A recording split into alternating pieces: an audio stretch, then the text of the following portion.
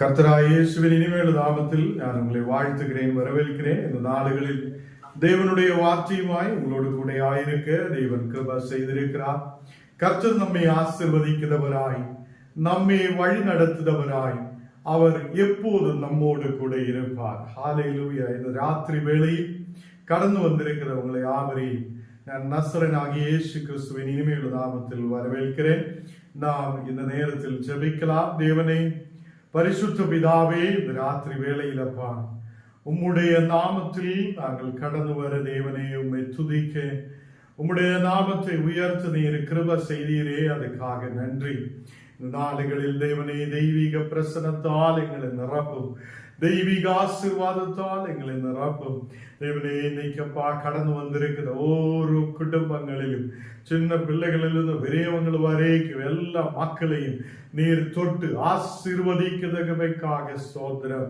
தேவனே, உம்முடைய பிள்ளைகளாய் இருக்க தேவனுடைய ஆசீர்வாதங்களை பெற்றுக்கொள்ள, கர்த்தருக்கு கீழ்ப்படிந்து முன்னாடி கடந்து செல்லும் போது எல்லாவித ஆசீர்வாதங்களையும் பெற்றுக்கொள்ள தேவனே நாங்கள் தீர்க்காயுள்ளவராய் இருக்க நீர் எங்களுக்கு கிருபை செய்ததுக்காக ஸ்தோத்திரம். ஹல்லேலூயா. நாங்கள் உம்மை ஆராதிக்கிறேன், மகிமைப்படுத்துகிறேன், உம்முடைய நாமத்தை உயர்த்துகிறேன். தேவனே, எங்களுக்கு ஆரோக்கியத்தை கொடுத்து விடுதலை கொடுத்து தேவனே இந்த உலகத்தில் உயிரோடு இருந்து உம்மை துதிக்க இந்த நாடுகளில் நீர் கிருபை செய்ததுக்காக ஸ்தோத்திரம். ஆண்டவரே, கண்ணீரான சூழ்நிலைகள் இயேசுவின் நாமத்தில் மறையப்படட்டும். எல்லா எதிர்கள் இயேசுவின் நாமத்தில் எரிஞ்சு மாறப்படட்டும். இந்த ராத்திரி வேளையிலப்பா எங்களை முற்றிலும் தாழ்த்தி ஒப்பு கொடுக்கிறேன். நீர் மாத்திரம் பரிசுத்தராய், எங்களை வழி நடத்துதவராய், எங்களை பாதுகாக்குதவராய் நீர் எங்களோடு கூட இருக்குதற்காக ஸ்தோத்திரம். எங்களை முற்றிலும் தாழ்த்துகிறேன், அர்ப்பணிக்கிறேன் இயேசுவின் நாமத்தில் தனபிதாவே, ஆமீன், ஆமீன். கர்த்தர் நம்மை ஆசீர்வதித்து வழி நடத்துவார். மத்தேயு 14 அதிகாரம் അതിന്റെ 18ാമത്തെ വചനം നാം വാസിக்கலாம். മത്തയ്യു 14 அதிகாரம் അതിന്റെ 18ാമത്തെ வசனம். அவைகளை என்னிடத்தில் கொண்டு வாருங்கள் என்றார். அவைகளை நீங்கள் என்னிடத்தில் கொண்டு வாருங்கள். இயேசு சீஷர்களோடு சொல்லுகிறார், அவைகளை நீங்கள் கொண்டு வாருங்க, உங்களிடத்தில் இருக்கிறதை நீங்கள் எடுத்து கொண்டு வாருங்க, நான் அதை ஜெபிக்க விரும்புகிறேன் என்று கர்த்தர் சொல்லுகிறார். இங்கே நாம் 14வது வசனத்தில் வாசிக்கும் போது இயேசு வந்து திரளான ஜனங்களை கண்டு அவர்கள் மேல் மனதுருகி அவர்களில் வியாதிஸ்தராயிருந்தவங்களை சொஸ்தமாக்கினார். இயேசு மக்களை பார்த்து மனதுருகுகிறார். இயேசு மக்களை பார்த்து, வந்து கூடின அந்த திரளான ஜனங்களை பார்த்து அவர் மனதுருகுகிறார். அவர் அங்கே இருக்கிற மக்களுடைய வியாதிகளை இயேசு குணமாக்குவதை நாம் இந்த வசனத்தில் பார்க்கிறோம். அவர் மனதுருகி அந்த மக்களை விடுவிக்க விரும்புகிறது. இந்த ராத்திரி வேளையிலும் நம்முடைய மேல் இருக்கிற எல்லா வியாதிகளை மாற்ற, எல்லா பலவீனதைகளை மாற்ற, கண்ணீரான சூழ்நிலைகளை மாற்ற இயேசு உண்மையுள்ளவராய் இருக்கிறது. ஹல்லேலூயா. எல்லாரும் தேவனை துதிக்கட்டும். ஆண்டவரே, என்னை குணமாக்க நீர் உண்மையுள்ள தேவன், என்னுடைய வியாதிகளை மாற்ற நீர் உண்மையுள்ள தேவன், என்னை பலப்படுத்த நீர் வல்லமையுள்ள தேவன், என்னை ஆசீர்வதிக்க நீர் வல்லமையுள்ள தேவன். இந்த நாளுகளில் என்னுடைய வியாதிகளை நீர் குணமாக்குவார். ஹல்லேலூயா. நாங்கள் விசுவசிக்கிறேன். ஹல்லேலூயா. எல்லாரும் சொல்லட்டும், ஆண்டவர் நம்மை பலப்படுத்தி வியாதிகளிலிருந்து விடுவித்து நம்மை பலப்படுத்தி வழி நடத்துத உண்மையான தேவனாய் இருக்கிறது. இன்னைக்கு யூடியூபிலூட, பேஸ்புக்கிலூட, இந்த கூகுள் மீட்டிலூட பார்க்கிற கர்த்தருடைய பிள்ளைகளை, உங்கள் வாழ்க்கையில் ஒரு பெரிய விடுதலை கொடுக்க தேவன் உண்மையுள்ளவராயிருக்கிறது. அவர் உங்கள் மேல் உங்களை பார்த்து மனதுருக்கம் உள்ளவராயிருக்கிறது. ஹல்லேலூயா. அங்கே அநேக அற்புதங்களை இயேசு செய்கிறார். அநேக வியாதிஸ்தரை குணமாக்குறார். அங்கே உள்ள அநேகரிடமே தேவன் மனதுருகி அவங்களை விடுவிக்கிறதை நாம் பார்க்கிறார். 15வது வசனத்தில் சாயங்காலமான போது அவருடைய சீஷர்கள் அவரிடத்தில் வந்து, இது வனாந்தரமான இடம், நேரமும் ஆயிற்று. இப்போ அந்த அற்புதங்கள் நடக்கிற இடம், தேவனுடைய ராஜ்யத்தை குறித்து கர்த்தர் சொல்லுது அந்த இடம், அது வனாந்தரமான ஒரு இடம். வனாந்தரமான இடத்திலும் ஒன்றுமில்லாது இருக்கிற அந்த இடத்திலும் அநேக மக்கள் அங்கே கடந்து வந்திருக்கிறது. எதுக்காக அவங்க கடந்து வந்திருக்கிறது? வசனம் கேட்கிறதுக்காக, தேவனிலிருந்து விடுதலை பெற்றுக் கொள்வதற்காக ஒரு விசுவாசத்தோடு அந்த வனாந்தரத்தில் மக்கள் கடந்து வந்திருக்கிறது. அங்கே நேரம் எவ்வளவு நேரம் ஆனாலும் மக்கள் அங்கே உட்கார்ந்து தேவனுடைய வார்த்தைகளை கேட்டுக்கொண்டிருக்கிறது. அல்லேலூயா. இந்த நாடுகளில் தேவனுடைய வார்த்தைகளை கேட்க, ஜெபிக்க நாம் நிறைய சமயத்தை பார்த்து சமயம் ஆயிருக்கு, வீட்டுக்கு போலாமா, அங்க போலாமா, இங்க போலாமா யோசித்து நாம் நேரத்தை பார்த்து ஜெபிக்கும் போது, இங்க மக்கள் வனாந்தரமான இடத்திலும் அந்த மக்கள் வந்து கூடி இருந்து அவங்கள் விடுதலை பெற்றுக்கொள்ள விரும்பி இருக்கிறது. விடுதலை பெற்றுக்கொள்ள வாஞ்சையோடு வந்திருக்கிறது. கர்த்தருடைய பிள்ளைகளே, அங்கே வசனத்தில் நாம் பார்க்கும் போது வனாந்தரமான ஒரு இடம், நேரமும் அதிகமாயிற்று. ஜனங்கள் கிராமங்களுக்கு போய் தங்களுக்கு போஜன பதார்த்தங்களை கொள்ளும்படி அவர்களை அனுப்பிவிட வேண்டும் என்றார்கள்.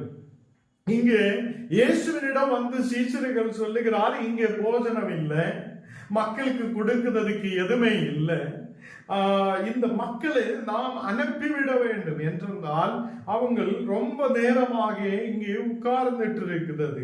அவங்களுக்கு இந்த வனாந்தரத்தில் எதுவும் கிடைக்கவில்லை. கர்த்தருடைய பிள்ளைகளே, இங்கே வனாந்தரமான இடத்தில் ஒன்றுமில்லாத இருக்கிற சூழ்நிலையில் எதுவுமே அவங்களுக்கு அந்த இடத்தில் கிடைக்காமலே இருக்கும் போது, தண்ணீர் இல்லாத அந்த இடத்தில் சாப்பாடு இல்லாத அங்கே கஷ்டத்தோட மக்கள் இருக்கும் போதும் அவங்களுடைய வாஞ்சை என்ன? இயேசுவோடு கூட இருக்கணும், கர்த்தருடைய வாயிலிருந்து வருத வசனங்களை கேட்கணும். இந்த மக்கள் ஜனங்கள் அந்த ஆர்வத்தோட வாஞ்சையோட அந்த இடத்தில் கடந்து வந்திருக்கிறது. ஹல்லேலூயா. இந்த நாளுகளில் கர்த்தருடைய பிள்ளைகளே, நாம் ஆயிருக்கிற இடங்களில் நாம் தேவனுக்காக நிற்கும் போது கர்த்தருடைய வசனங்களை கேட்டு அதன்படி முன்னாடி கடந்து செல்லும் போது தேவன் நம்மை ஆசீர்வதிக்கிறவராய் இருக்கிறார். அவர் நம்மை சும்மாவே அனுப்பிவிடுத தேவன் அல்ல. அவர் நமக்கு விடுதலை கொடுத்து, நமக்கு ஆரோக்கியத்தை கொடுத்து, நமக்கு வெற்றியை கொடுத்து, தேசத்தில் சௌக்கியத்தோட கர்த்தர் நம்மை வழிநடத்தி அதை அவர் வழிநடத்த உண்மையுள்ளவராய் இருக்கிறது. தேவ பிள்ளைகளை, இந்த நாளுகளில் நாம் கர்த்தருடைய பிள்ளைகளாய் இருக்கும் போது வனாந்திரமான இடத்தில் நாம் இருக்கலாம். ஏதோ கஷ்டமான நிலைமைகள் நமக்கு சுற்றிலும் இருக்கலாம். எதுவுமே இல்லையே என்று சொல்லிட்டு நாம் இருக்கலாம். இயேசு நம்மோடு கூட இருக்கும் போது அவர் வசனத்தால் நம்மை வழி நடத்துவார். அவர் வசனத்தால் நம்மை நடத்துவார். அவர் வசனத்தால் என்னை முன்னாடி நடத்துவார். அவருடைய வசனம் என்னை உயிர்ப்பிப்பார். அவருடைய வசனம் என்னை இந்த உலகத்தில் நடத்துவார் என்கிற நம்பிக்கையோடு நாம் கடந்து செல்லட்டும். ஹல்லேலூயா. கர்த்தருடைய பிள்ளைகளே, நேரம் ஆயிற்று என்று அதை சீஷர்கள் சொல்ல ஆரம்பித்திருக்கிறது. வனாந்திரமான இடத்தில் இங்கு எதுவும் மக்களுக்கு கொடுக்க இல்லையே, இந்த இடத்தில் எதுவுமே மக்களுக்கு கொடுக்க எங்கள் கையில் எதுவுமே இல்லையே என்று சொல்லிட்டு இருக்கும் போது இவங்களை கிராமங்களிலே அனுப்பிவிடலாம்.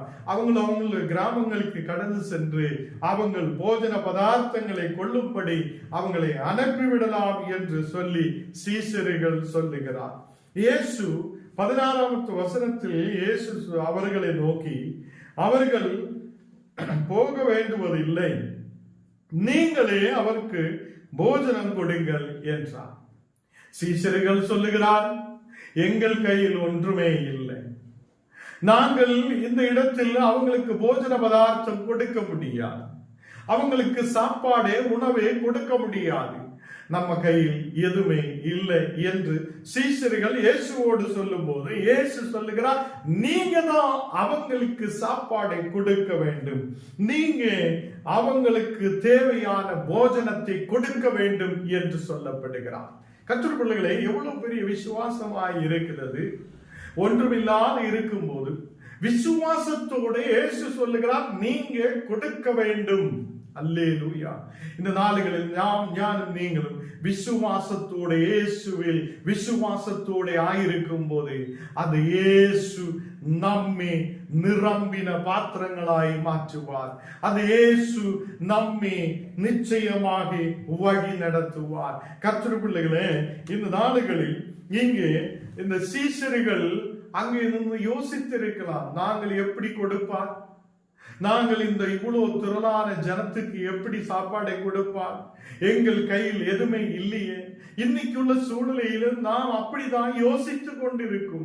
நாங்க எப்படி செய்வார், நாங்க எப்படி கொடுப்பார், நாங்க எப்படி அதை கர்த்தருக்காக முன்னாடி நாங்கள் நிற்குவார் என்றெல்லாம் சொல்லி அநேக கேள்விகள் நம் வாழ்க்கையில் இருக்கும். அங்குதான் நமக்கு விசுவாசம் தேவையாய் இருக்கிறது.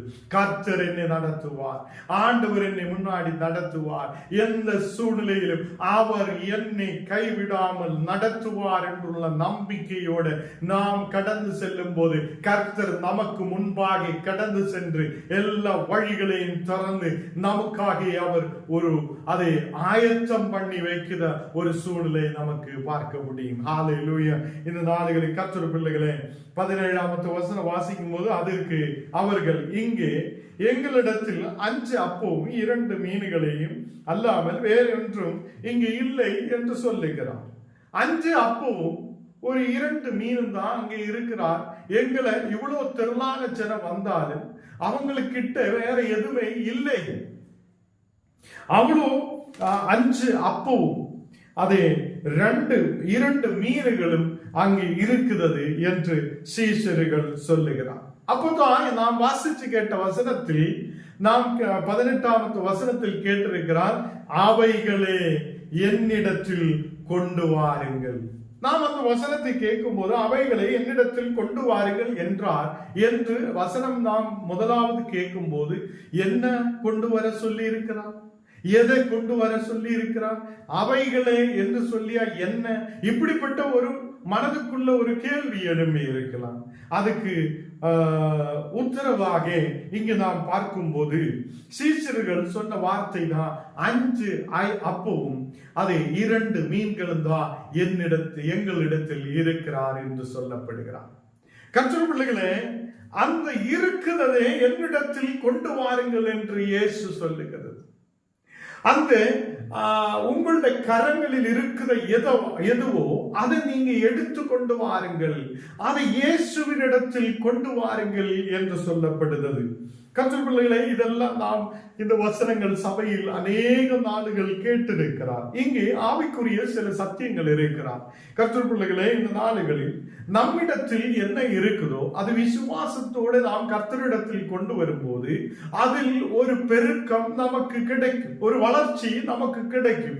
நாம் கர்த்தருக்காக செய்த எதுவோ அதில் ஒரு வளர்ச்சி நமக்கு இருக்கிறது. ஹல்லேலூயா. நம்முடைய நேரத்தை தேவனுக்காக கொடுக்கலாம், நம்முடைய அதை பலத்தை, நம்முடைய அதை உழைப்புகளை நாம் தேவனுக்காக முன்னாடி செய்யும் போது அவர் நம்மை பெருக செய்வார், அவர் நம்மை வளர வைப்பார், நமக்கு ஜெபிக்க முடியும். ஆண்டவரே, இந்த தேசம் விடுவிக்கப்படட்டும், தேசத்தில் அநேக மக்கள் விடுவிக்கப்படட்டும், தேசத்தில் மக்களுக்கு ஒரு பாதுகாப்புக்காக நாம் ஜெபிக்க முடியும். நம்முடைய நேரத்தை தேவனுக்காக பயன்படுத்த முடியும். பணம் மட்டுமல்ல தேவனுக்காக கொடுக்க வேண்டியது, நம்முடைய நேரத்தையும் நம்முடைய பலத்தையும் நம்முடைய படிப்பையும் நமக்கு இருக்கிற ஞானத்தையும் தேவனுக்காக பயன்படுத்த நாம் முன்னாடி கடந்து வர வேண்டும். உங்களிடத்தில் இருக்கிறதே என்னிடத்தில் கொண்டு வாருங்கள் என்று இயேசு சொல்லுகிறது. ஹல்லேலூயா. கர்த்தர் பிள்ளைகளே, நாம் இயேசுவுக்கு முன்பாக கொண்டு வந்து வைக்கிறதுக்கான ஒரு மனது நமக்கு உண்டாக வேண்டும். 19வது வசனம் வாசிக்கும் போது, அப்பொழுது அவர் ஜனங்களே புல்லின் மேல் பந்தி இருக்க கட்டளையிட்டது. அந்த 5 அப்பங்களையும் அந்த 2 மீன்களையும் எடுத்து வானத்தை அண்ணாய்ந்து பார்த்து ஆசீர்வதித்து அப்பங்களை பிட்டு சீஷர்களுடைய இடத்தில் கொடுத்தார். சீஷர்கள் ஜனங்களுக்கு கொடுத்திருக்கிறார். இங்கே இந்த 5 அப்பத்தையும் இந்த 2 மீனையும் எடுத்து அவர் வானத்தை அண்ணாய்ந்து பார்த்து அதை ஆசீர்வதிக்கிறார். நாம் வனாந்தரத்தில் இருக்கலாம், நாம் எந்த சூழ்நிலையிலும் இருக்கலாம், நாம் தேவனுடைய வார்த்தைக்கு கீழ்ப்படிந்து தேவனுடைய வார்த்தைகளை கேட்க ஆர்வத்தோடு வாஞ்சையோடு இருக்கும் போது தேவன் நம்மை ஆசீர்வதித்து பெருக செய்தவராயிருக்கிறது. கர்த்தருடைய பிள்ளைகளே, நாம் வசனங்கள் சும்மாவே கேட்கிறது இல்லை. நாம் கேட்கிற ஒரு வார்த்தைகள் அது நம்மை உயிருள்ளவராய் மாற்றுகிறது, நம்மை தேசத்தில் வளர வைக்கிறது, நம்மை தேசத்தில் ஆசீர்வதிக்கப்பட்ட மக்களாய் மாற்றுகிறது. அவர் வானத்தை அண்ணாய்ந்து பார்த்து அவர் ஆசீர்வதித்து அந்த அப்பங்களை விசுவாசத்தோடு பிற்று அந்த சீஷர்களுக்கு கொடுத்தது. இந்த சீஷர்கள் அங்கே இருக்கிற எல்லா மக்களுக்கும் அதை கொடுக்கிறார், இந்த அப்பத்தை கொடுக்கிறார். அங்கே 20வது வசனம் வாசிக்கும் போது எல்லாரும் சாப்பிட்டு திருப்தி அடைந்தார்கள். மீதியான துணிக்கைகளே 12 குட்டைகளை எடுத்தார்கள், 12 கூடைகளை எடுத்தார்கள் என்று பார்க்கிறார். கர்த்தருடைய பிள்ளைகளே, இந்த நாடுகளில் அங்கே இருந்த எல்லா மக்களும் சாப்பிட்டு திருப்தி அடைந்தது. 5 அப்பந்தான் இருந்திருக்கிறார், 2 மீன் தான் இருந்திருக்கிறார். இயேசுடைய பக்கத்தில் கொண்டு வரும்போது, அதை அவர் ஆசீர்வதிக்கும் போது அங்கே இருந்த எல்லா மக்களும் சாப்பிட்டு திருப்தி அடைந்த நேரத்தில் ஆண்டவர் அதை பெருக செய்திருக்கிறது. தேவ பிள்ளைகளை, இந்த நாடுகளில் நம்மை திருப்தியோட வழி நடத்த உண்மையான தேவன், உயிருள்ள தேவன் அவர் இருக்கிறது. நாம் இந்த உலகத்தில் எதுவுமே இல்லையே, எப்படி வாழ்க்கை கொண்டு போகுவார், நான் என்னுடைய குடும்பம் எப்படி முன்னாடி போகுவார், இனி என்னுடைய வாழ்க்கை என்ன ஆகும் என்னெல்லாம் கேள்வியோடு நீங்கள் இருக்கும் போது நீங்க ஒரே ஒரு விஷயத்தை செய்யுங்க. கர்த்தராகிய இயேசுவில் விசுவசிக்கட்டும். நாம் அவருடைய பக்கத்திலேக்கு கடந்து வரட்டும். நாம் அவருடைய பக்கத்தில் கடந்து வரும்போது அவர் நம்மை ஆசீர்வதித்தால், அவருடைய ஆசீர்வாதத்தால் நமக்கு ஒரு வளர்ச்சி இருக்கிறது. நமக்கு விசுவாசத்தில் வளர முடியும். நமக்கு இந்த உலகத்தில் எல்லாவித நன்மைகளையும் கொடுப்பார், ஆவிக்குரிய ஆசீர்வாதங்களையும் கர்த்தர் கொடுப்பார். ஹல்லேலூயா. இங்க எல்லா மக்களும் திருப்தி அடைந்தவங்களாய் இருக்குது. போதுமான அளவில் மக்கள் சாப்பிட்டு திருப்தி அடைந்திருக்கிறது. இங்கே 21வது வசனம் வாசிக்கும் போது ஸ்திரீகளும் பிள்ளைகளும் தவிர, ஸ்திரீகளும் பிள்ளைகளும் தவிர சாப்பிட்ட புருஷன்மார் ஏறக்குறை 5000 பேர் அந்த இடத்தில் இருந்திருக்கிறார். அந்த வனாந்திரத்தில் 5000 புருஷர்கள் மட்டும் அங்கே இருந்திருக்கிறது. அந்த ஸ்திரீகளையும் பிள்ளைகளையும் அங்கே எத்தனை பேர் என்று சொல்லப்பட்டது இல்லை. அந்த 5000 புருஷர்களும் அந்த ஸ்திரீகளும் பிள்ளைகளும் சாப்பிட்டு திருப்தராயிருக்கிறது. தேவ பிள்ளைகளே, இந்த நாடுகளில் 2 மீன் தான் உன்னிடத்தில் இருக்கட்டும், 5 அப்பம் தான் உன்னுடைய இடத்தில் இருக்கட்டும். அது கர்த்தருக்கு முன்பாக கொண்டு வரும்போது, தேவனுக்காக அதை பயன்படுத்தும் போது, தேவனுடைய ஊழியங்களுக்காக பயன்படுத்தும் போது, உன்னுடைய குடும்பத்தில், பிள்ளைகளில், உன்னுடைய தேசத்தில், நீ ஆயிருக்கிற இடங்களில் தேவன் உன்னை பெருக செய்தவராய் மாற்றுவார், திருப்தி அடைய செய்வார். அவர் உன்னை தேசத்தில் ஆசீர்வதித்து உனக்கு போதுமான அளவில் அதுக்கு மிஞ்சியும் உன்னை ஆசீர்வதித்து வழி நடத்த அவர் உண்மையுள்ள தேவனாய் இருக்கிறது. ஹல்லேலூயா. இந்த நாடுகளில் சீஷர்கள் கவலையோடு இருந்திருக்கிறது. நாங்கள் எப்படி இந்த மக்களுக்கு சாப்பாடை கொடுக்கும், இவங்களை வீட்டுக்கே அனுப்பி விடலாமா, சும்மாவே அனுப்பி விடலாமா என்றெல்லாம் மக்கள், அந்த சீசர்கள் யோசிக்கிற இடத்துலதான் இயேசு விசுவாசத்தோட ஆசீர்வதித்து அவங்களுக்கு இந்த அப்பத்தை கொடுத்தது. தேவ பிள்ளைகளே, நாம் இந்த உலகத்தில் ஆயிருக்கும் போது திருப்தியோட, சந்தோஷத்தோட, சமாதானத்தோட ஆயிருக்க தேவன் நமக்கு கிருபை செய்வார். இங்க 22வது வசனம் நான் வாசிக்கும் போது, இயேசு ஜனங்களை அனுப்பி விடுகையில் தம்முடைய சீசர்கள் படவிலேறி தமக்கு முன்னே அக்கறைக்கு போக அவர்களை துரிதப்படுத்தினார். இந்த நாடுகளில் எல்லா மக்களையும் சாப்பிட்டு திருப்தராய் அங்கே இருந்து அனுப்பி விடுகிறார். அவங்களும் அங்கே இருந்து புறப்படலாம் என்று சொல்லுகிறது. தேவ பிள்ளைகளே, இங்கே இயேசு கடந்து வந்த இடத்தில் எல்லாம் திரளான ஜனங்கள் கடந்து வந்தது, அநேக மக்கள் கடந்து வந்தது. அவங்களை பார்த்து மனதுருகி அந்த மக்களுடைய வியாதிகளை தேவன் குணமாக்கி இருக்கிறது. இந்த நாடுகளிலும் நமக்கு அநேகம் பேர் வியாதியோட, பலவீனதையோட இருக்கிறார். இந்த நாடுகளில் அநேகர் பலவீனமான சூழ்நிலைகளில் இருக்கும் போது இயேசு நம்மை குணமாக்குதவராய் இருக்கிறது. இயேசு நம்மை விடுவிக்கிறவராய் இருக்கிறது. அவர் நமக்கு விடுதலை கொடுக்க உண்மையுள்ள தேவனாய் நம்மோடு கூட இருக்கிறது. ஹல்லேலூயா. கர்த்தர் நம்மை தேசத்தில் பெருக செய்து, கர்த்தர் நம்மை தேசத்தில் ஆசீர்வதித்து திருப்தியுள்ளவராய் இருக்க, ஆசீர்வதிக்கப்பட்டவராய் இருக்க தேவன் நமக்கு கிருபை செய்வார். நம்மிடத்தில் என்ன இருக்குதோ அதை தேவனிடத்தில் கொண்டு வரட்டும். நம்முடைய நேரத்தை தேவனுக்காக கொடுக்கட்டும். நம்முடைய சரீரத்தை, நம்முடைய பலத்தை, நமக்கு இருக்கிற புத்தி ஞானத்தை தேவனுக்காக பயன்படுத்தும் போது கர்த்தர் நம்மை திருப்தி அடைய செய்வார். கர்த்தர் நம்மை தேசத்தில் ஆசீர்வதிப்பார். அவர் நம்மை இந்த தேசத்தில் ஆசீர்வதிக்கப்பட்ட மக்களாய் மாற்ற அவருடைய ஆசீர்வாதம் நம்மோடு கூட இருப்பார். ஹல்லேலூயா. இந்த நாடுகளில் அவைகளை என்னிடத்தில் கொண்டு வாருங்கள் என்றார். அந்த வசனத்தின்படி தேவன் உங்களையும் உங்களுடைய குடும்பங்களையும் ஆசீர்வதித்து பலப்படுத்துவார். நாம் தேவனிடத்தில் விசுவாசத்தோடு நமக்குள்ளதை கொண்டு வரட்டும்.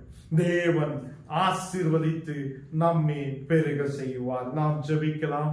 தேவனே, இந்த ராத்திரி வேளையில் அப்பா, நாங்கள் ஒன்று சேர்ந்து உம்முடைய வசனங்களை தியானிக்க நீர் எங்களுக்கு கிருபை செய்ததுக்காக ஸ்தோத்திரம். நீரே பரிசுத்தர், உண்மையான தேவன். ஆண்டவரே, எங்களை முற்றிலும் தாழ்த்தி ஒப்பு கொடுக்கிறேன். நாங்கள் அநேக நாளுகள் வண்ணாந்தரமான சூழ்நிலைகளில் இருந்திருக்கிறார், எதுவுமே இல்லாத சூழ்நிலைகளில் இருந்திருக்கிறார். தேவனே, உம்முடைய ஆசீர்வாதத்தால் நீர் எங்களை திருப்தி அடைய செய்திருக்கிறதுக்காக ஸ்தோத்திரம். இன்னைக்கு யாரெல்லாம் கவலையோட, கண்ணுநீரோட, எதுவுமே இல்லையே என்று சொல்லி வனாந்தரமான சூழ்நிலையில் இருக்குதோ, தேவன் உன்னை ஆசீர்வதிக்க வல்லமை உள்ளவராய் இருக்கிறார். தேவன் உன்னை திருப்தி அடைய செய்தவராய் இருக்கிறது. அவர் உனக்கு போதுமான அளவில் ஆசீர்வாதத்தை கொடுக்க, அவர் நம்மை ஆசீர்வதித்து தேசத்தில் பெருக செய்ய அவர் உண்மையுள்ளவராய் இருக்கிறது. நாம் இயேசு கிறிஸ்துவுடைய பக்கத்தில் கடந்து வரட்டும். ஆண்டவரே, நாங்கள் உம்முடைய பக்கத்திலேயே கடந்து வருகிறேன். நீர் எங்களை ஆசீர்வதியும், எங்கள் குடும்பத்தை நீர் ஆசீர்வதியும், எங்களை முற்றிலும் நீர் ஆசீர்வதிக்கிறதுக்காக ஸ்தோத்திரம். எல்லாரும் கேட்கட்டும். ஆண்டவரே, எங்களுடைய குடும்பங்களை திருப்தி அடைய செய்யுங்கப்பா.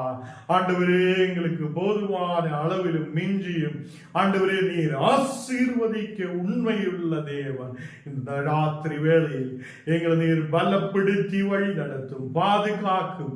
ஆண்டவரே, வந்திருக்கிற ஓரோ பிள்ளைகளையும் உம்முடைய கரத்தில் ஒப்பு கொடுக்கிறேன். விசேஷமாக இன்னைக்கு கடந்து வந்திருக்கிற ஆண்டவரே அரகுண்டையில சைதன்ய சிஸ்டருக்காக, தேவனையே நித்யா சிஸ்டருக்காக, அவங்களுடைய குடும்பத்துக்காக நாங்கள் செபிக்கிறேன். இந்த மக்களை நீர் ஆசீர்வதித்து பலப்படுத்துவதற்காக ஸ்தோத்திரம். அந்த குடும்பம் ஆசீர்வதிக்கப்பட, விசுவாசத்தில் பலப்பட, ஆண்டவரே குடும்பத்தில் இருக்கிற எல்லா மக்களும் ஆண்டவருக்கு பக்கத்திலேக்கு கடந்து வரும்போது இன்னைக்கு கேட்ட மாதிரி திருப்தி அடைய எங்களுடைய தேசத்தில் ஆசீர்வதிக்கப்பட உயர்ந்து வரப்பட நீர் கிருபை செய்ததுக்காக ஸ்தோத்திரம். ஆண்டவரே, இந்த நேரத்தில் அப்பா கேரளா பகுதியிலிருந்து இந்த வசனங்களை கேட்கிறது இந்த மக்களுடைய குடும்பத்துக்காக செபிக்கிறேன். இந்த மக்களை நீர் ஆசீர்வதித்து பலப்படுத்து, வியாதிகள் இயேசுவின் நாமத்தில் முற்றிலும் மாற்றி கொடுக்கிறதுக்காக ஸ்தோத்திரம். இந்த நேரத்தில் ஸ்ரீதேவி சிஸ்டருக்காக, குடும்பத்துக்காக, அந்த குடும்பத்தில் இப்போ இருக்கிற எல்லா பிள்ளைகளுக்காக, அதேமே அங்கே இருக்கிற ஒவ்வொரு மக்களுக்காக நாங்கள் செபிக்கிறேன். தேவனே, குடும்பமாக எல்லா மக்களும் இந்த வசனங்களை கேட்டுக்கொண்டிருக்கும் போது தேவனே, நீர் இந்த மக்களை ஆசீர்வதிக்கிறதுக்காக ஸ்தோத்திரம். தேவனே, இந்த நாடுகளில் அரக்கோணம் பகுதியில் இருக்கிற, சித்தூர் பக்கத்தில் இருக்கிற, புத்தூரில் இருக்கிற எல்லா மக்களையும் உடைய காலத்தில் ஒப்புக்கொண்டிருக்கிறேன். தேவனே, இந்த மக்களை நீர் ஆசீர்வதித்து பலப்படுத்துவதற்காக ஸ்தோத்திரம். இந்த நாடுகளில் எங்களை முற்றிலும் தாழ்த்துகிறேன், அர்ப்பணிக்கிறேன். இயேசுவின் நாமத்தில் தன் பிதாவே, ஆமென். என் ஆத்மாவே கர்த்தரே ஸ்தோத்திரி, என் முழு உள்ளமே பரிசுத்த நாமத்தை ஸ்தோத்திரி. என் ஆத்மாவே கர்த்தரே ஸ்தோத்திரி, கர்த்தர் செய்த சகல உபகாரங்கள் மறவாதே. ஆமென்.